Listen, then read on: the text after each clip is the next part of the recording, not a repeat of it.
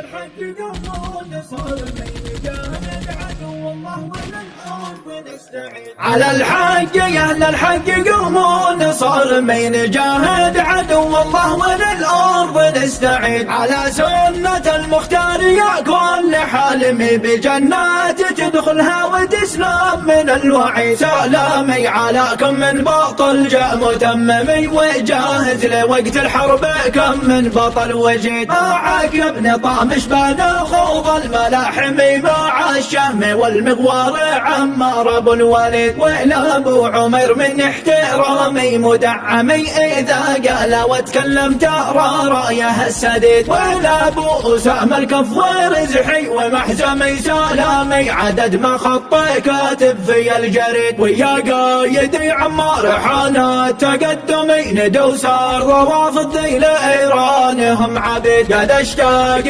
قلبي للمعارك وفردمي ومشتاق اشوف الرافضه كالغنم شرك. ويا كل حوثي بايقك يوم تندمي ولا تنفعك ايران ولا سيدك يفيد. وفي وسط صنع سيدك سوف يعدمي ونقتص للمظلوم منه وللشهيد. وكم عرض بحتها وكم طفل يتمي وكم هاجروا من ناس الى ارضه بعيد. وكم فقر سلط على ذا المعلمي وكم يا مدارس بعتوا وضابه الحديد. وكم طالب حرمتوه يصبح اكاديمي حرمتوه من علمه ومن حلمه كان يريد. وكم تاجر اسلمتوه ماله مع الدمي فلا دمه اسلمتوه ولا مال يستفيد. وكم يا مساجد للصواريخ تهدمي وتفخر بهذا الفعل يا ايها البليد. وكم شخص عوقتوا وكم شخص قد عمي وكم فجروا منا وكم غلقوا بريد. ودماغ ما زالت لنا ثار محتمي ولا يمكن انساها وهي داري الوحيد. ويا قايدي قد ثار من فعلهم دمي وحرات في احشائنا